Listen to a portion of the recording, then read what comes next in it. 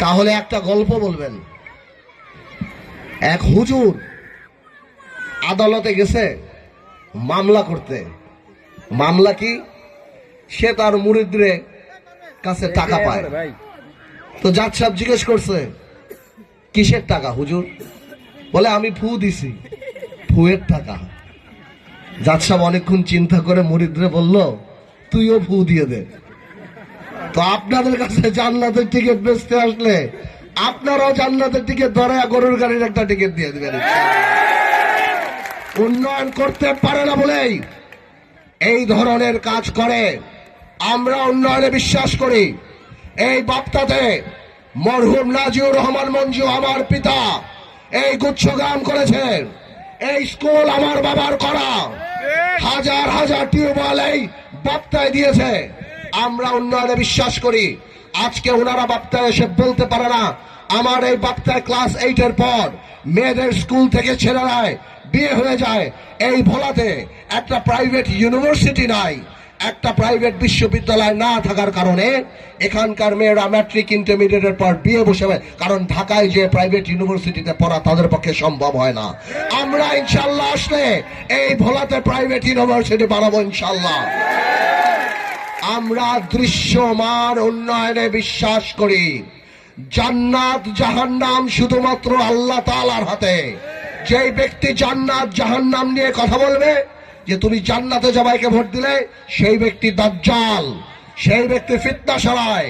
সেই দাজ্জাল এক সময় বলতো আমার এক হাতে বেহেশত, আমার এক হাতে দোজখ। সেটার জবাবে আমার নবী করিম সাল্লাল্লাহু আলাইহি ওয়াসাল্লাম বলেছিল ওর জান্নাত হলো আসলে দোজখ আর ওর দোজখই হলো জান্নাত। আপনারা এই ফিতনা থেকে এই ধোঁকাবাজি থেকে দূরে থাকবেন। আমরা উন্নয়নে বিশ্বাস করি। এখানে যারা তরুণ সমাজ আছে তারা জানো না, 1987 সালে আমার বাবা যখন মন্ত্রী ছিল তখন মরহুম নেতা নাজিউর রহমান মঞ্জু এই ভোলার রাস্তায় যখন হাঁটতো আর উন্নয়ন তার পিছে পিছে হাঁটতো। যেখান দিয়ে যেত পানির কল লেগে যেত।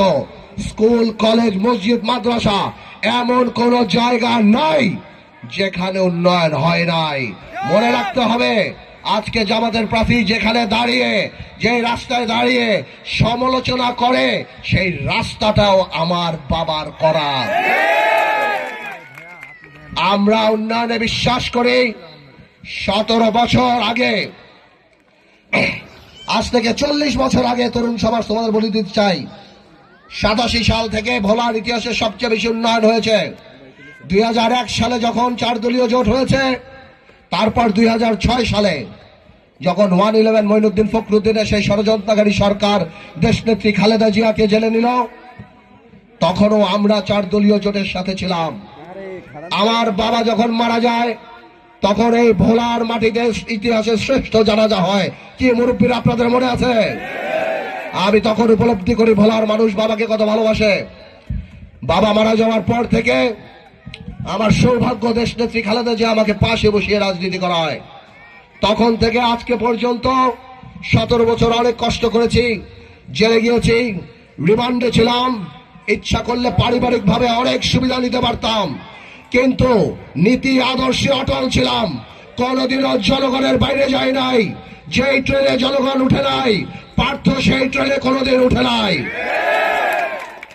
আজকে 17 বছর পর আমরা একটা ভোট দেওয়ার সুযোগ পেয়েছি, কিন্তু হারিয়েছি দেশনেত্রীকে। এই দেশনেত্রী এই গণতন্ত্রের জন্য এত যুদ্ধ করেছিল, এত কষ্ট করেছিল।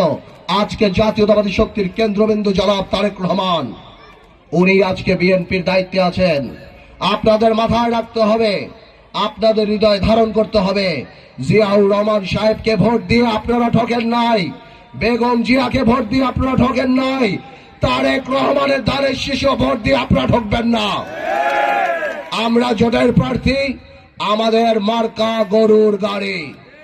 গরুর গাড়ি আর ধান, ধান কেটে গরুর গাড়িতে যে 2 মার্কা একসাথে জামাত ইসলামের বিরুদ্ধে দাঁড়াবে এখানে ইনশাআল্লাহ।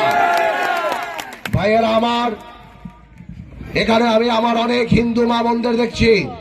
এটা আজকে আমাদের ব্যর্থতা। 50 বছর স্বাধীনতা হয়ে যাওয়ার পরেও আজকে দেশে কোনো গন্ডগোল হলেও আমার হিন্দু মা বোনদের বুক আটকে উঠে। দেশে কোনো ধরনের অরাজকতা হলেই যে কোনো হিন্দু মন্দিরের সামনে সবাই দাঁড়িয়ে যায়। হয়তো হিন্দুর মন্দির ভাঙবে। এখন ইসলাম ইসলাম কোনোদিনও এটা বলে না। আপনারা ভালো করেই জানেন, যারা নির্বাচনের সময় আপনাদের পূজা মণ্ডপে যায় তারাই সুযোগ পেলে আপনাদের পূজা মণ্ডপ ভাঙবে। আপনাদের মনে রাখতে হবে, এই লড়াই আপনাদের অস্তিত্বের লড়াই। একটা গ্রুপ, একটা গোষ্ঠী, তারা বিশ্বাস করতে পারে না বাংলাদেশের আকাশের নিচে হিন্দু মুসলমান ভাই ভাই হিসাবে একসাথে থাকতে পারে। তাদের এটা বিশ্বাস করতে কষ্ট হয়। সুতরাং আপনাদেরকে আমি পরিষ্কার করে বলতে চাই, আপনাদের নিরাপত্তার জন্য আপনারা ভোট কেন্দ্রে যাবেন। আপনারা আপনাদের আত্মীয় স্বজনকে নিয়ে ভোট কেন্দ্রে যাবেন। আপনাদের মা বোন ভাই যারা আছে, আত্মীয় স্বজনের সাথে টেলিফোনে যোগাযোগ করে ভোট কেন্দ্রে যে গরুর গাড়িতে ভোট দিয়ে এটা প্রমাণ করবেন এই স্বাধীনতা যুদ্ধে 1971 সালে মুসলমানের পাশাপাশি হিন্দু অনেক মানুষ মারা গিয়েছিল। এই দেশ হিন্দু মুসলমান সকল ধর্মের দেশ। এটা এমন দেশ বাংলাদেশ যেখানে মানুষ হিন্দু মুসলমান সবাই একসাথে একই ছাদের নিচে একই আকাশের নিচে নির্ভয় থাকতে পারে। আমরা আমাদের মন